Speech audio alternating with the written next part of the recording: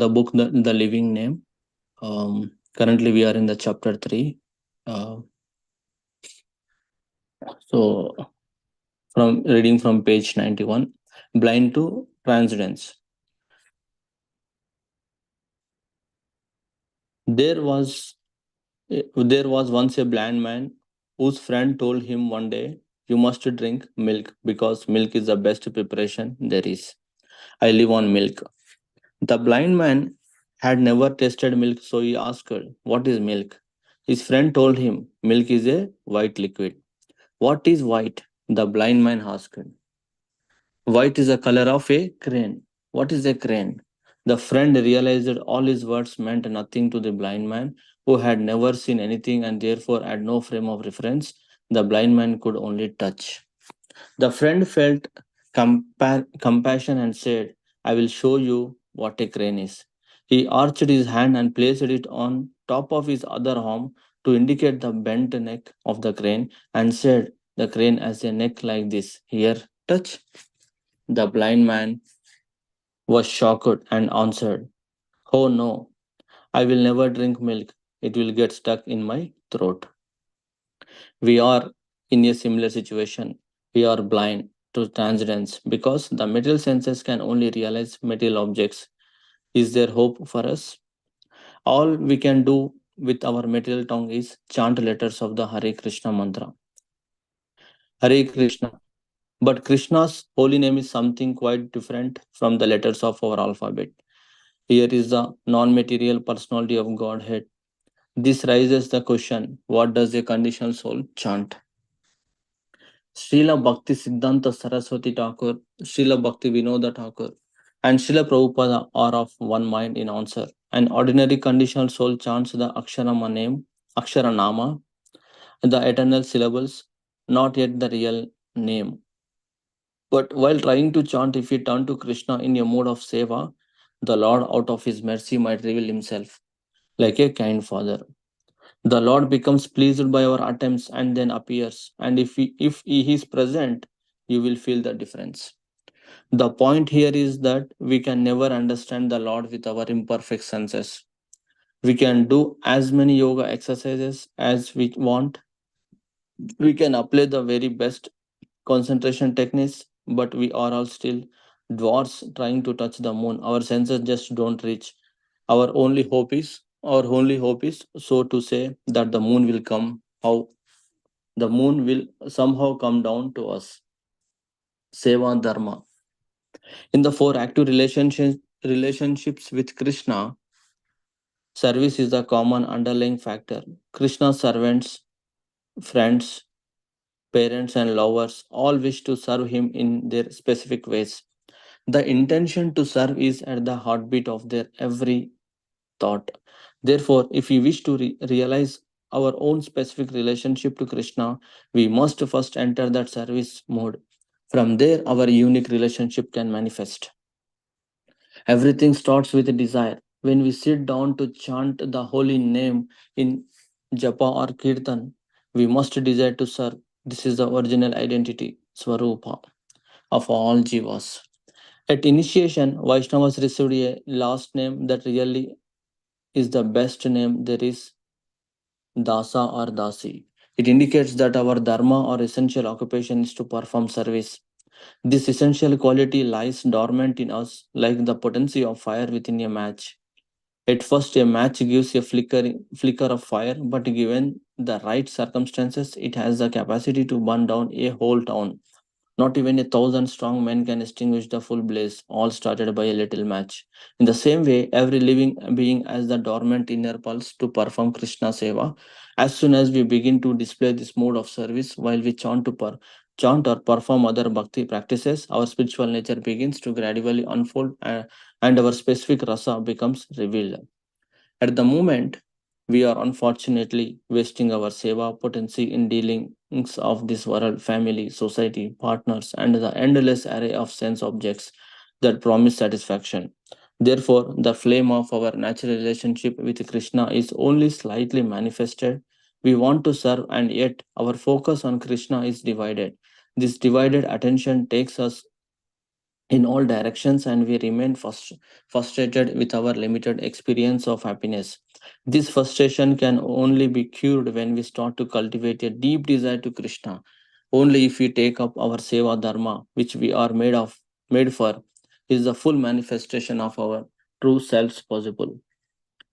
For whatever reason, when we feel disinclined to take up service to Krishna, the interest can be rekindled by knowledge of Him through lectures or scriptures, which naturally invoke His attractive nature. If this natural inclination is not given a chance to express itself, we will continue the petty, frustrating service to our mind and senses.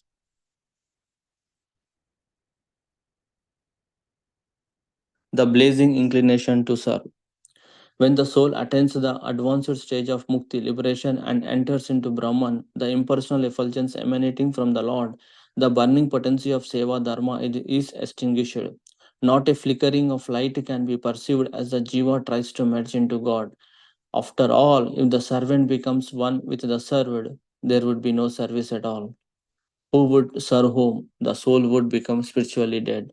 It is for this reason impersonalists will never be empowered chanters. They would have to manifest a service attitude in their chanting, which requires by definition a personal understanding of God.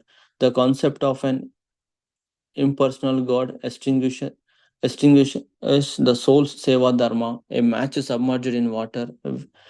Only when the match is retrieved and dried can be burning potency again by released.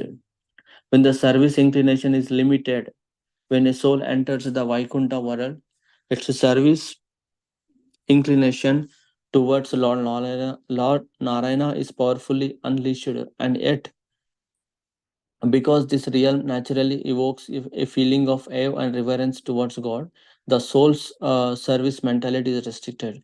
The awareness of Aishwarya or the greatness of God stultifies the seva potency by removing the sense of intimacy. The match burns, but not nearly to maximum capacity. The match burns at brilliance when a soul arrives in Goloka Vrindavana, where its natural inclinations for seva can completely manifest. There is no hesitation, no holding back. The devotees in Vrindavana have a strong possessive feeling toward Krishna that makes them think, my Krishna is mine, I have to care for him. In Sanskrit, this possessive feeling is called mamatva, and through it, the full burning potency of Seva Dharma is realized. Everything is lit up. The Seva flames are ablaze, and the Jiva dances in them. The Bhakta dances, Bhagavan dances, and the Bhakti herself dances too.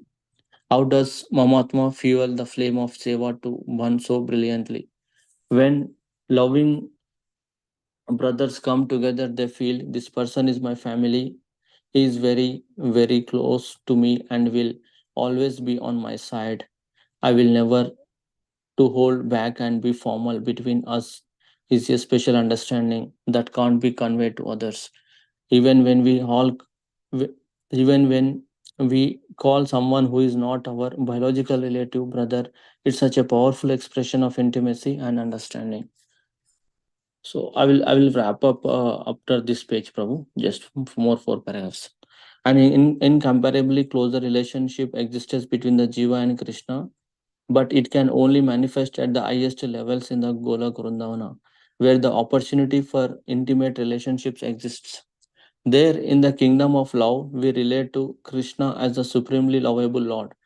That is the way of the land, free from and avarice. Hence, our service attitude blazes forth like fire bursting from dynamite and continues expanding in ever more intimate ways as personal servants, friends, parents, or lovers of the Lord.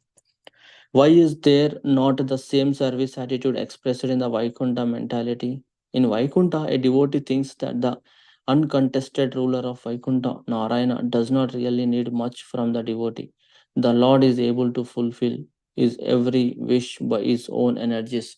But in Vrindavana, Mother Yashoda thinks, if my little boy does not eat, he will not be strong, and thus she cooks 50 times a day. All the boys, girls, and elders of Vrindavana are utterly enchanted by Krishna. They are completely absorbed in wanting to please him through their unique relationships. They can't stop serving him. Their hearts are pulled like magnets. They would do anything to please him, even give their lives. This is the pinnacle of Seva Dharma, where Krishna becomes dependent on his devotees and pulls them so intimately close that his godliness and all formality towards him is lost. Like a firestorm, ecstasy bursts forth and en- engulfs everything. As we enter Krishna conscious, the process gradually unveils our inherent quality of Seva Dharma. To direct this natural inclination, it is strongly recommended that we hear about Krishna's captivating qualities, such as his beauty and compassion from Guru, Sadhu, and Shastra. If we don't do this, then we will be doomed in our everlasting, frustrating service to our mind and senses. Thus, we have discussed how Seva Dharma is partially manifested here in our world. It is eclipsed in the Brahman atmosphere, ignites in Vaikuntha, and glows in its fullest ecstatic magnificence in Goloka Vrindavana. Jai. So, as we are continuing this, as we are in the third chapter of this living name, Seva, uh, chanting with whatever we are chanting, that we need to chant in the mood of seva, nothing but service attitude. So initially in today's class, it started with example of blind to transcendence. That means in that the true friend is helping his friend who is a blind, but the blind person is unable to understand the concept because of its imperfect senses. So similarly in our life also, the great acharyas, pure devotees, all the senior one who are spend their all the time and energy of their life, and they are helping us in order to get this knowledge or understanding of transcendental message, but we are unable to get it due to our imperfect senses. So next question comes like how we are imperfect, how we how we our senses will be perfect. So the first thing starts with Hare Krishna. The imperfect is nothing but material tongue, I mean the material senses. So everything starts with chanting. Even though we are imperfect, and even though our tongue is material tongue, not spiritual enough to take the message, but still we need to chant Hare Krishna, and slowly uh, we need to develop the service attitude. That means we need to try to chant to as if we are turning to Krishna in a mode of seva, so that Lord reveals Himself and He gives the mercy like a kind father. So once Lord reveals, the automatically we will get the service attitude like seva dharma. That is, then soul realizes that is the eternal quality of the soul, nothing but the original identity, swarupa of all jivas, of all uh, living entities. So once the soul realizes our eternal constitutional position on nothing but goal of life, then slowly the nothing but bhakti initiated. So it will keep on continuous as we are hearing, and we are in the shelter of um, devotees, and we are hearing from Guru Shastra, and when we continue this bhakti practices in the mode of seva, and when we desire, when we develop the deep desire to serve Krishna, in that way our inclination towards the seva is keep on goes. So that is the blazing inclination grows and it will never stop. So in that way, whatever we do, when we do in the service mode, uh, we can achieve a lot instead of going mechanically.